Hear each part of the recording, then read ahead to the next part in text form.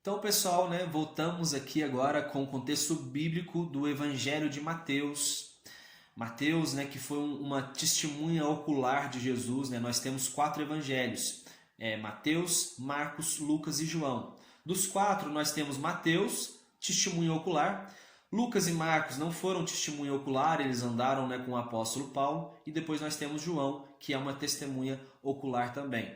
E vamos começar por Mateus. Mateus ele já começa falando sobre genealogia, né? Então, né, vai dizer aqui que de Abraão até Davi passaram 14 gerações, de Davi até o exílio foram mais 14 gerações, e do exílio até Cristo mais 14 gerações. Fala de uma forma bem detalhada ali, né, quais são essa genealogia aqui de Jesus Cristo. Depois vai falar sobre o nascimento agora de Jesus. Então o que acontece? Maria, a mãe de Jesus, ela estava prometida em casamento a José. Acontece que o Espírito Santo veio agora e falou com Maria, apareceu para ela e disse assim: olha, você vai ficar grávida, né? Você vai ter um filho do Espírito Santo.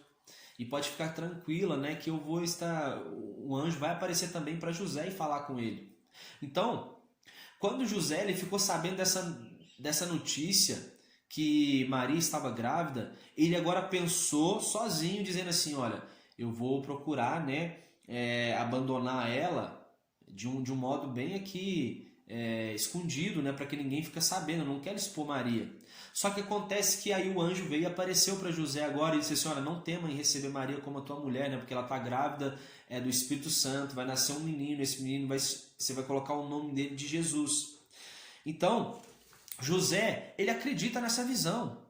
E José agora, durante esse período onde ele, né, ele agora, onde Maria, ela está esperando o menino Jesus, José ele não tem relações sexuais com ela, e José simplesmente agora ele obedece até quando o menino Jesus nasce, né, e ele bota ali o nome de Jesus.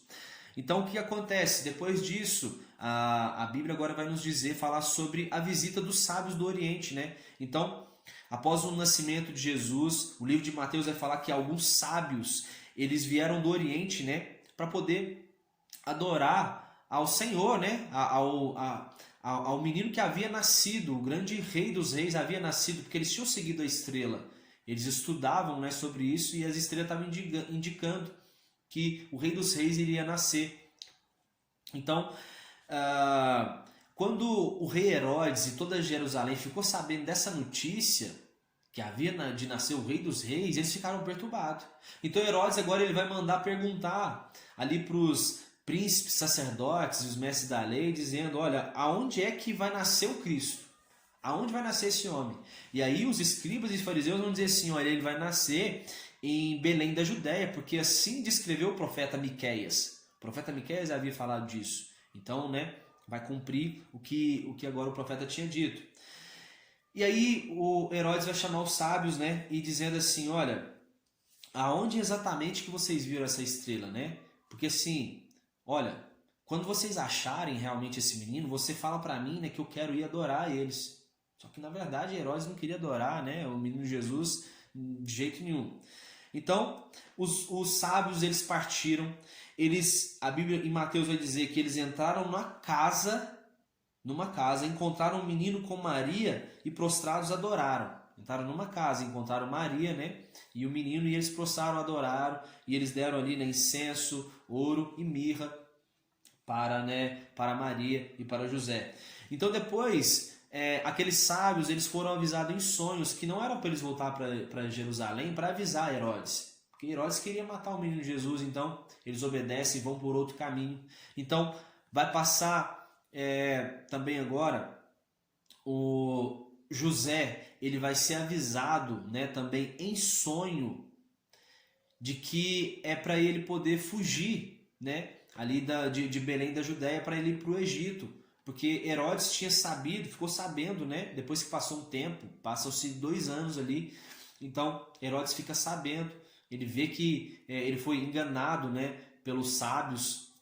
E aí ele fica muito bravo mesmo. E agora ele manda matar todas as criancinhas de 2 anos para baixo, né? Que representa o período ali onde os magos tinham saído. né? Tinha passado 2 anos, então ele manda matar a criança de 2 anos abaixo. E José ele foge então para o Egito e ele escapa dessa matança. Acontece que agora vai vir um anjo e vai dizer assim, olha, passou um tempo, né? Herodes ele vai e morre. Então agora o anjo ele vai vir e ele vai falar para José, José, você pode voltar, né? Pode regressar, volta de novo para Belém da Judéia, porque Herodes morreu.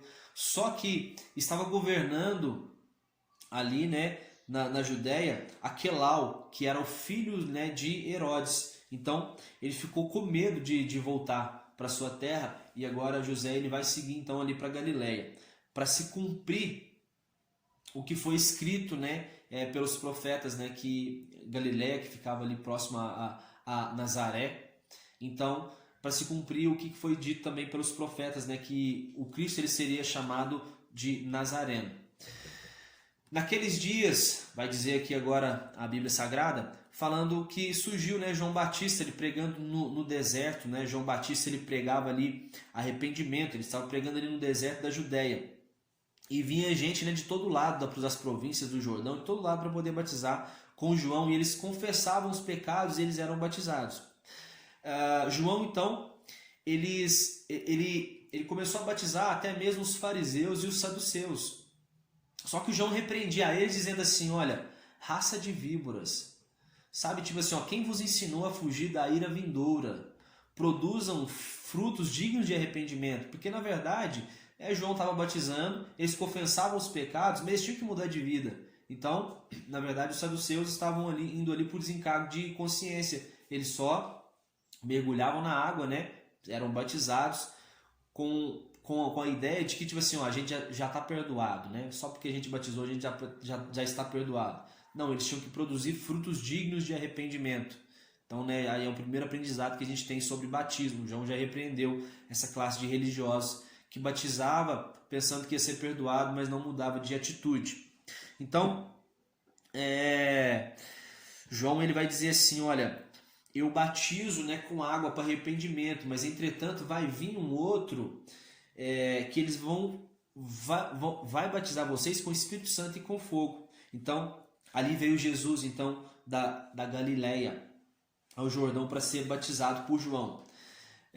E João vai dizer assim, não, peraí, eu que careço de ser batizado pelo Senhor. E Jesus vai dizer assim, não, vamos fazer isso agora para que se cumpra toda a justiça. Então assim que Jesus ele sai das águas sendo batizado por João, os céus eles vão se abrir e o Espírito Santo vai descer sobre Jesus sobre ele como uma pomba. O Espírito Santo desce sobre o ombro de Jesus como uma pomba. E todos ouvem uma voz do céu que vai dizer assim, ó, esse é meu filho amado, em quem eu muito me agrado. Depois disso, quando Jesus é batizado, a Bíblia vai dizer que agora Jesus ele foi conduzido pelo Espírito Santo para ser tentado por Satanás durante 40 dias e 40 noites. Então, passa-se esse período, né? Jesus ele vai jejuar durante 40 dias e 40 noites. E depois desse período ele teve fome. Então acontece que agora vai vir o tentador, né? Vai vir Satanás e ele vai fazer uma primeira descrição aqui, né, de uma tentação que ele fez com Jesus. Então, passou esse período, Jesus estava com fome e ele vai dizer assim, olha, se tu és filho mesmo de Deus, manda que essas pedras elas se tornem pães. E aí Jesus ele vai responder com a palavra, olha, nem só de pão vai viver o homem. Então essa é a primeira tentação. Depois, o tentador, Satanás, ele vai levar Jesus até a cidade santa e ele vai colocar na parte mais alta do templo e vai dizer assim, olha, se tu és filho de Deus, joga-te daqui para baixo, né? Porque está escrito também, né, que aos teus anjos dará a ordem, né, que eles não deixam você machucar nem que seja a ponta do pé. Então, né, Jesus ele responde com a palavra, vai dizer, olha, também está escrito para não tentar o Senhor teu Deus. Então, levou agora o diabo, ele vai levar Jesus para um monte muito alto, né? E ele vai mostrar todos os reinos do mundo e seu esplendor. Então o tentador vai dizer assim, olha, tudo isso eu te darei nesse prostrado tu me adorar. Então o Senhor mais uma vez ali, ele responde usando a palavra do Senhor, né, para responder a Satanás. E assim, então o diabo deixa o Senhor e Jesus e os anjos vão vir e servem Jesus. Vai dizer que agora, né, a Bíblia vai nos falar que agora Jesus ele inicia o seu ministério. Então, Jesus ouviu que João estava preso, né, e ele volta para Galiléia. E ele foi habitar em Cafarnaum, né, à beira-mar, nos confins de Zebulon e Naftali, para se cumprir o que foi predito pelo profeta Isaías. Então, a gente vai ver várias vezes a Bíblia dizendo sobre isso. Olha, aconteceu isso para se cumprir o que os profetas disseram. Então, né, Jesus e Deus, né, ele vai se preocupar muito em cumprir aquilo que os profetas disseram. E agora, a partir daquele momento, né, que Jesus ouviu que João havia sido preso, Jesus agora ele vai começar a pregar uma mensagem de arrependimento. E ele diz, olha, arrependei-vos porque é chegado o reino dos céus.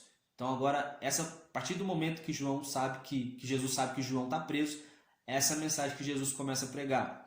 Então, Jesus caminhando ali pelo mar da Galileia, ele vê ali dois irmãos, que é Simão e André, e chama eles de imediato, né? Chama eles e de imediato o Simão e André, eles seguem a Jesus. E caminhando um pouco mais à frente, Jesus ele vai vir agora, ele vê ali dois irmãos também, né, que é Tiago e João, que eram os filhos de Zebedeu. Eles estavam trabalhando ali para o seu pai, e Jesus chama eles, e eles deixam o seu pai, deixam o barco e vão seguir Jesus. Então Jesus agora está com 4 pessoas seguindo a ele. A Bíblia vai dizer que Jesus ele percorria todas as sinagogas, presta atenção nisso, ele percorria todas as sinagogas e pregava o evangelho, né? E ele curava ali todo mundo de males, enfermidades, expelia demônios, né? Jesus estava pregando nas sinagogas e fazendo todas essas coisas, curando pessoas. Então, uma grande multidão, né, da Galiléia, de Decápolis, olha só que já tinha gente de Decápolis seguindo Jesus, de Jerusalém, Judéia e além do Jordão, né, eles estavam seguindo Jesus. Então, nós tínhamos os 4 discípulos agora seguindo Jesus e também uma multidão, né, dessas regiões aqui seguindo Jesus. Agora Jesus, ele vendo que essa multidão estava com ele, né, tinha uma multidão junto com ele. Jesus ele para no monte e agora ele começa a ensinar para essas pessoas. E esse é o famoso Sermão do Monte, um sermão longo, né?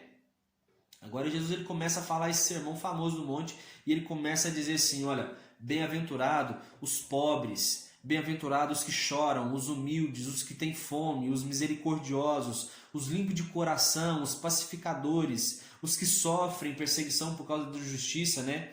Bem-aventurado quando vos insultarem e perseguirem e mentindo disserem todo mal contra vós por causa da minha casa, por causa de minha causa. Então, Jesus agora ele começa a falar, né? Bem-aventurados são todas essas pessoas, né, que eu acabei de citar aqui, e eu acho muito interessante quando ele diz isso, né? Bem-aventurado quando vos insultarem e perseguindo vocês e mentindo, eles disserem todo mal contra a gente. Então, quando alguém está falando algo sobre nós, se for mentira, a gente é bem-aventurado. E Jesus vai continuar dizendo, olha, exultai sobremaneira, pois é esplêndida a vossa recompensa nos céus, porque assim perseguiram os profetas que viveram antes de vós. E Jesus continua no Sermão do Monte, ele vai falar, agora, olha, falar do cristão, né, que ele deve ser sal e luz. Porque se o sal, se ele perde o sabor, ele só serve para ser pisado pelos homens, né? E ele vai falar da luz, é que se não se acende uma candeia, para colocá-la debaixo, né, do cesto, debaixo de uma cama, ela se coloca no velador, se coloca no alto, né, para que as pessoas possam ver as obras dos homens, que, né, as obras dos homens possam ser vistas, né, e eles glorifiquem a Deus pelas nossas obras. Então, né, fala, né, do cristão ele poder ser diferente, ele poder ter um sabor, as pessoas gostarem de estar perto da gente, né, da gente poder ser luz onde a gente passar. Jesus dizendo isso agora, né, para aquela multidão e também para os 4 discípulos que estavam ali. Outra coisa, Jesus agora vai dizer, olha, eu não vim para poder anular a lei, mas eu vim para cumprir ela. E qualquer coisa que tirarem da lei, né, essa pessoa vai ser chamado o menor no reino dos céus. E agora Jesus está dizendo o seguinte, olha, ela é quem tirar qualquer um de algo que está na lei, começar a ensinar os homens, vai ser dito, ele vai ser tido, né, como o menor no reino dos céus. Mas aquele, né, que ensinar todas as coisas que estão na lei, esse vai ser tido como um grande no reino dos céus. Outra coisa que ele vai dizer, continuando o sermão, Olha, qualquer um que se irar contra seu irmão, ele está sujeito a juízo. Chamar o seu irmão de idiota está sujeito ao fogo do inferno. Se trouxer a oferta ao altar e lembrar que o teu irmão tem algum algo contra ti, deixa aquela oferta ali, na entrega. Olha o nível que Jesus está elevando as pessoas e elevando a nós também. Ele vai dizer, olha, reconcilia-te com teu adversário antes que ele te leve ao juiz, que é Deus, e ele te jogue na cadeia. Ou seja, então, tipo assim, reconcilie-te com todas as pessoas, com pessoas que, né, tem algum problema com você, com teu adversário, reconcilie-te com aquela pessoa, porque senão as pessoas vão dizer assim, ó, mas esse aí é um cristão, esse aí segue Jesus. Não. Então eles vão levar essa causa para Deus. Então a gente precisa se reconciliar com as pessoas, né, com os nossos adversários. Outra coisa, continuando o sermão, olha, ele vai falar sobre a questão do adultério. Olha, antes, né, o adultério era aquele ato consumado, uma relação sexual, né, fora do casamento, mas agora Jesus vai dizer assim, olha, qualquer um que olhar para uma mulher com uma intenção impura, ela já vai estar cometendo adultério. Então Jesus ele vai estar sempre aqui elevando o nível, né, e vai dizer assim, olha, é melhor que a gente corrija essa postura, porque é melhor a gente entrar no reino dos céus sem um olho do que entrar no inferno com o corpo inteiro. Então ele usa, né, essa metáfora aqui, não é que é pra gente perder um olho, mas é que tipo assim, cara, é melhor você começar a corrigir naquilo que você está olhando, naquilo que você está tocando, naquilo que você está dizendo. Toma cuidado com isso, né, para que você não venha perder a sua salvação. É isso que Jesus está dizendo. Vai falar sobre casamento também, que quem se divorciar, exceto por imoralidade sexual, ele está, né, fazendo com que a sua mulher se torne adúltera, o seu esposo se torne um adúltero, né? Porque quem se casar com uma mulher divorciada, né, uma mulher divorciada que se divorciou, né, não por causa de um ato ilícito por causa de um adultério, uma mulher um homem que se casou com uma mulher que ela terminou com o marido simplesmente, né, por terminar, ele está cometendo adultério. Então só é permitido você se divorciar quando tem relações imorais, quando tem adultério dentro do casamento. É isso aqui que está dizendo. Outra coisa, Jesus está dizendo, olha, antes os antigos eles diziam assim, olha, não jura falsamente, né? Mas você cumpre o que jurou. E agora Jesus está dizendo, olha, não jure nem pelo céu, né? Não jure pela terra, não jure por Jerusalém, não jure por ninguém não. Antes seja o teu falar sim, sim e não, não. O que procede disso vem do maligno. Olha só para você ver, né, o nível que Jesus está levando aquelas pessoas. Outra coisa, se alguém te ofender com um tapa na face direita, oferece também a outra. Se alguém quiser te processar e tirar-lhe a capa, lhe dê também a túnica. Dá a quem te pedir e não te desvie de quem deseja te pedir algo emprestado. Então olha só, olha só o que Jesus está dizendo. Não se desvie de quem está te pedindo algo emprestado. Se alguém tiver com alguma causa tua na justiça, sabe? Não dê só aquilo que ele está querendo, dê algo mais. Ao nível que Jesus está levando. Amai os vossos inimigos e orai pelos que te perseguem, para que vos torneis filhos do vosso Pai que está nos céus. Amar as pessoas que amam a gente é fácil, Jesus está dizendo. Até os publicanos fazem isso, até os outros religiosos fazem isso, né? Então eu quero ver amar aqueles que não te amam. Saudar só os seus irmãos que você conhece é fácil. Eu quero ver você saudar aqueles irmãos que não concordam com a sua doutrina, sabe, irmãos, né, que vocês têm ideias diferentes. E Jesus está querendo dizer assim, que nós temos que ser essas pessoas que se relacionam com todas, né? Aquelas pessoas que têm na ideia assim, olha, o que nos une é maior do que aquilo que nos separa. Outra coisa que vai dizer, que vai fechar aqui para a gente, né, fechar, que já é Mateus 6, vai dizer, olha, guarda de fazer a vossa caridade e obras de justiça diante dos homens, do contrário não tereis recompensa do vosso Pai, né? O que a tua mão esquerda faz, não deixa a direita saber, porque para que a tua obra de caridade ela fique em secreto, e o teu Pai que te vê em secreto, ele vai te recompensar. E agora também vai falar sobre a questão, né? Quando você orares, né? Vá para o teu quarto, fecha a porta, e o teu Pai que está em secreto, ele, né, vai te ver em secreto e ele vai te recompensar. Jesus, depois que ele fala sobre isso, ele vai ensinar também sobre a oração do Pai Nosso, né?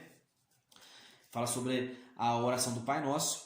E por final, ele finaliza falando sobre a questão de jejuar também, que quando a gente jejuar, a gente não se mostre com aspecto sombrio, né? A fim de se aparecer para os homens. Mas, o que ele vai dizer? Você faça isso e se apresente ao seu Pai que te vê em secreto.